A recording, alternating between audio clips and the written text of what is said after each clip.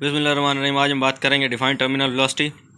Show that the terminal velocity of spherical droplet. Spherical droplet है जी, कतरा है, spherical curvy चीज़ को कहते हैं। कर्व यानी गोल, दायरी जो होती है, is directly proportional to square of its radius. जो वो ड्रॉपलेट है उस पर जो टर्मिनल वेलोसिटी होती है वो उस ड्रॉपलेट के स्केयर जो रेडियस है उसके स्केयर के बराबर होती है। ये बात प्रूव करनी है। एक्सप्लेनेशन चेक करते हैं। वो कहता है लेट स्फेरिकल वाटर ड्रॉपलेट। अब ड्रॉपलेट किस चीज़ का जो रहा है? वाटर का। Of water mass is m, उसका मास जो है m इज़ फॉलिंग डाउनवर्ड, वो नीचे की तरफ गिर रहा है, ठीक है, थ्रू एयर, हवा में से।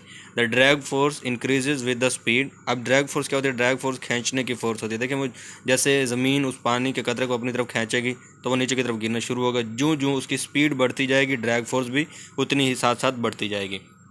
The droplet accelerates under gravity in downward direction.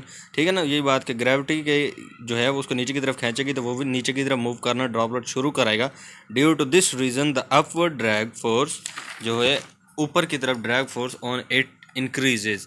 जितना वो नीचे की तरफ मूव करना शुरू करेगा ड्रैग फोर्स उसको ऊपर की तरफ खींचना शुरू करेगी। रगड़ है दूसरे लफ्ज़ों में आप इसको रगड़ कह सकते हैं, खिंचाव की फोर्स है, ये घसीटने की फोर्स है ये।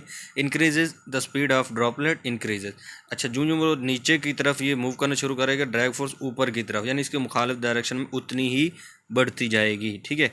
देन अब देखें net force. Net force is equal to क्या है? वो कहता है वेट ऑफ ड्रॉपलेट नीचे की तरफ जो लग रही है माइनस ऊपर की तरफ जो उसको, यानी जो ऊपर को लग रही है जो नीचे की लग रही है, इन दोनों को माइनस करेंगे तो हमारे पास नेट फोर्स आ जाएगी ना। तो जो है वेट ऑफ ड्रॉपलेट वो तो नीचे की तरफ लग रही है, उसको हम F is equal to m a sorry उसको लिख सकते हैं W is equal to m g, ठीक है। माइनस क्या करेंगे? ड्रैग फोर्स, जो उस पर ड्रैग फोर्स लग रही है, जो घसीटने की वजह से जो उस पर फोर्स लग रही है।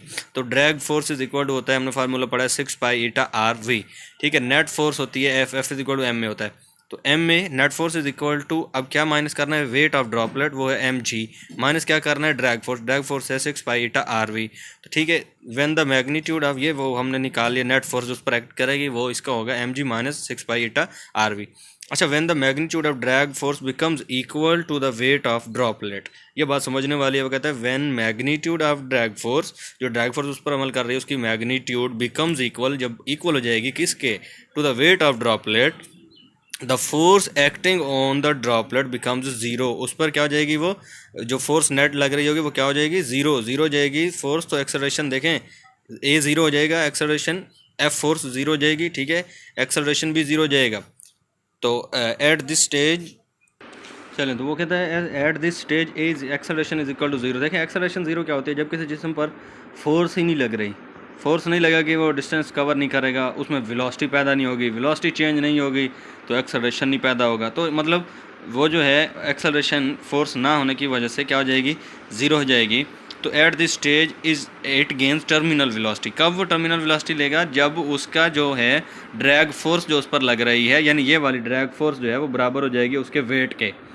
ये दोनों बराबर हो जाएंगे तो इनको आपस में माइनस करें तो m a is equal to क्या आ जाएगा? ज़ीरो। अब मास तो कभी ज़ीरो नहीं हो सकता ना, मास कुछ ना कुछ तो होता है, तो एक्सेलरेशन ज़ीरो हो सकती है लेकिन मास ज़ीरो नहीं होता। जब उसकी ड्रैग फोर्स उसके वेट के बराबर हो जाएगी तो वो टर्मिनल वेलोसिटी गेन कर लेगा। अच्छा, नौ वो पुटिंग एम एक्सेलरेशन क्या है? Zero is equal to m g minus 6 pi eta r v. V क्या था? वी अब यहाँ पर वो टर्मिनल वेलोसिटी है तो वी टी लिख देते हैं, ठीक है जी। तो यहाँ एम ज़ीरो इससे मल्टीप्लाई कर ज़ीरो जाएगा तो ये m g minus 6 pi eta r v आ जाएगा। अब हमें क्या करना है? हमें वैल्यू निकालनी है वी टी की, ठीक है। ये दूसरी साइड पे ये सारे का सारा फैक्टर जाके प्लस का हो जाएगा, ठीक है। उधर साइड से वी टी को एक साइड पर रहने देते हैं, ठीक है। बाकी इधर हमारे पास एम जी एक साइड पर था तो इसके साथ जो चीज़ ज़रब हो रही है 6 पाई ईटा आर, ये एम जी के नीचे आकर डिवाइड हो जाएगा, ये हमारे पास टर्मिनल वेलोसिटी की वैल्यू निकल आती है। अब देखें वो कहता है लेट द रो, इसको रो पढ़ते हैं जिसको डेंसिटी कहते हैं। Rho is the density, mass is m and v is velocity of the droplet. वो कहता है अगर v उसकी वेलोसिटी हो, m उसका मास हो और रो उसकी डेंसिटी हो तो जो है उसका जो फार्मूला बनेगा वो बनेगा rho is equal to m over v। यहाँ से हमें वैल्यू निकालनी है। देखें m इज इक्वल टू क्या आ जाएगा? रो, और ये v इधर डिवाइड हो रहा है, इधर जाके मल्टीप्लाई हो जाएगा तो ये आ जाएगा m is equal to rho और v। फॉर स्फेरिकल ड्रॉपलेट जो v होता है, वॉल्यूम जो होता है, ये यहाँ पर वॉल्यूम है, वेलोसिटी नहीं है, ये ध्यान में रखना है। तो वॉल्यूम जो होता है वो होता है 4/3 pi r cube spherical droplet के लिए जो वॉल्यूम होता है उसका। तो यहाँ पर उस v की वैल्यू निकाल देते हैं, नो पुटिंग द वैल्यू, वो लगाते हैं m is equal to rho 4/3 pi r cube, ये वाली वो वैल्यू लगा दी, ठीक है। तो अब टर्मिनल वेलोसिटी वाले फार्मूले में पुट करते हैं v t is equal to rho, और उसके जगह जो एम था, एम की जगह ये वाली जो वैल्यू निकाली हमने ये लगाते हैं, जी जो था जी की जगह जी आ जाएगा, ठीक है। बटे में 6 पाई ईटा आर था, तो ये सारे का सारा आ जाएगा। अब देखें यहाँ पर सिंप्लीफाई थोड़ा किया, पाई से पाई कैंसिल हो जाएगा, ठीक है। और इधर क्या है हमारे पास, ये 4 है, 2 2 4 हो जाएगा, और 2 3 6 हो जाएगा, ये चीज़ कैंसिल हो जाएगी।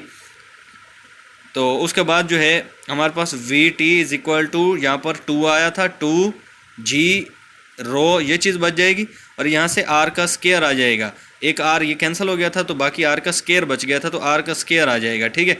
बटे में क्या आ जाएगा हमारे पास, 3 ये है, बटे का बटा ऊपर जाएगा, 3 ये है, 3 3 9 ईटा, ठीक है। तो ये 9 ईटा आ गया हमारे पास। तो terminal velocity is equal to 2 g r over 9 eta, इसको एन नहीं पढ़ते, इसको ईटा पढ़ते हैं, ठीक है। तो आर का स्केयर। अब यहाँ पर देखें, नो इन दिस रिलेशन 2 जी रो बटा क्या है हमारे पास 9 ईटा, ये एक कांस्टेंट फैक्टर है, ये कांस्टेंट फैक्टर है। इसको हटाकर अगर देखें तो v t directly proportional to क्या आ रहा है, आर स्केयर, जो कि हमने शुरू में बात की थी कि टर्मिनल वेलोसिटी जो है उसके रेडियस के स्केयर के बराबर होती है। तो यही चीज़ तो आ रही है, देखें। देयरफॉर वी टी कांस्टेंट वाला फैक्टर जो ये हमने कहा ये कांस्टेंट है, इसको हटा दें तो बाकी चेक करते हैं। तो v t is equal to क्या आर स्केयर आ जाता है, तो v t directly proportional to r square. Terminal velocity जो वाकई उसके रेडियस के स्केयर के बराबर है। उम्मीद करता हूँ आपको समझ आई होगी। अगर कहीं से समझ नहीं आई तो नीचे आप मुझसे कमेंट में पूछ सकते हैं। अल्लाह हाफिज़।